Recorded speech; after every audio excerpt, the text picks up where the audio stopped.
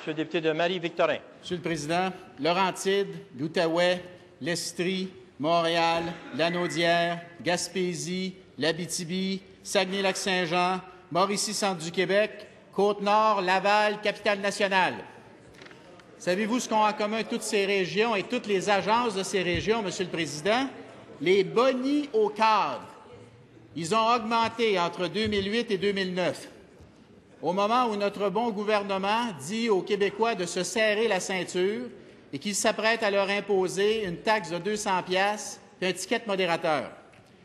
Monsieur le Président, comment le ministre de la Santé peut-il justifier, dans un tel contexte où on demande aux Québécois de se serrer la ceinture, comment peut-il justifier que les cadres en santé s'octroient des primes au rendement et des bonis à la performance?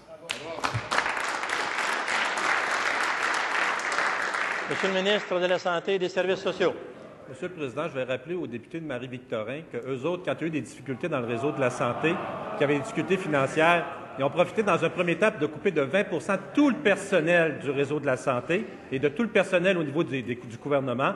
Et en plus de ça, la deuxième manœuvre qu'ils avaient faite, ils les ont mis à la retraite. Fait qu'ils n'ont certainement pas de leçons à nous donner sur la façon de gérer la fonction publique. L'autre élément important, le budget que nous avons eu a protégé les budgets de la santé par une augmentation de 5 Donc, à ce moment-ci, il faut voir que notre gouvernement prend ses responsabilités et doit trouver des sources de revenus.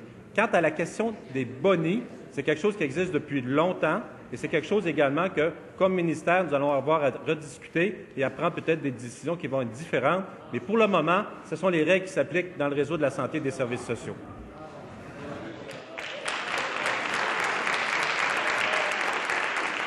En question complémentaire, Monsieur le député de Marie-Victorin. Monsieur le Président, le PQ était tellement mauvais pour gérer la santé qu'en 2006, le ministre de la Santé nous a donné 400 piastres au Parti québécois.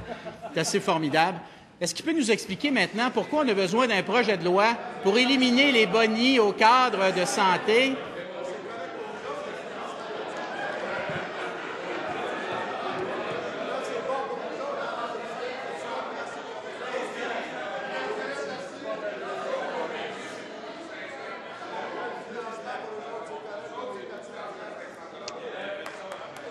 À l'ordre, s'il vous plaît.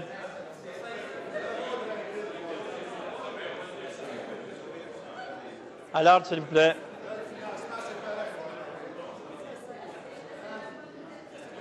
S'il vous plaît. À l'ordre, s'il vous plaît. Monsieur le député de Marie-Victorin, votre question. Monsieur le Président, en février 2009, le premier ministre a déclaré que tout le monde devrait se serrer la ceinture et qu'il n'y en aurait plus de bonis. Comment le ministre de la Santé peut-il justifier que les agences de santé soient octroyées des bonis alors que son premier ministre a déclaré qu'il n'y en aurait plus de bonis en 2009? Monsieur le ministre de la Santé et des Services sociaux. Monsieur le Président, le 400 que j'ai donné, c'est pour Stéphane Tremblay comme ami personnel. Puis lui, il a compris également, il a quitté le Parti québécois depuis ce temps-là, il a démissionné.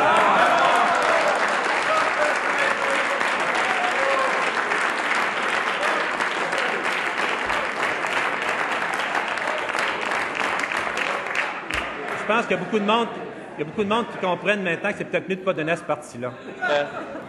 Un instant.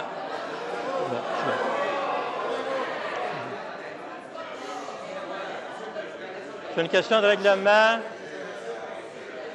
Collègues, sur une question de règlement, Monsieur le leader de l'opposition officielle. Monsieur le Président, on ne peut pas induire en chambre, on peut pas induire en erreur la Chambre. Le député Tremblay, l'ancien député est encore membre, effectivement, du Parti québécois. Puis on est prêt à accueillir même le ministre de la Santé, mais pas comme ministre de la Santé, je vous dirais. Alors, Monsieur le ministre de la Santé et des Services sociaux, dans quelques secondes, sur la question qui a été posée. Je pense qu'il est heureux aujourd'hui de ne pas être parmi la députation du Parti québécois.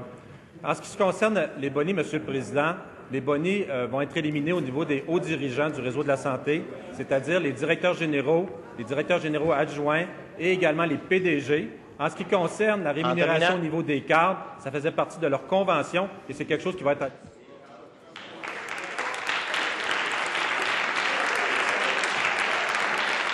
En question complémentaire, Monsieur le député de Marie-Victorin. Monsieur le Président, le premier ministre a déclaré en 2009 que c'était fini les bonis parce que tout le monde devrait se serrer la ceinture. Or, on s'est rendu compte qu'en 2008 et 2009, les bonnies ont augmenté dans toutes ces régions que j'ai nommées tout à l'heure.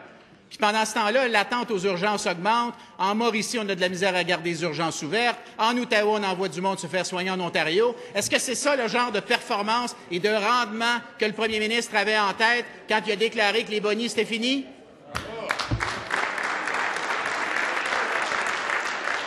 Monsieur le Premier ministre. Quand j'avais pris cette décision-là avec le gouvernement, c'était pour les hauts dirigeants de la fonction publique. Alors, ça règle la question. Deuxièmement, les documents budgétaires disent ceci. Le gouvernement prend la décision de suspendre le versement des primes au rendement pour les années 2010, 2011, 2011, 2012. Cette décision s'applique aux hauts dirigeants de la fonction publique, sous-ministre, sous-ministre adjoint et au personnel de cabinet, au hors-cadre du réseau de la santé et des services sociaux, directeurs généraux adjoints d'établissements, PDG d'agences, de réseau de l'éducation, directeurs généraux adjoints, commission scolaire, directeurs généraux des études. Voilà la réponse, noir sur blanc, dans les documents du budget.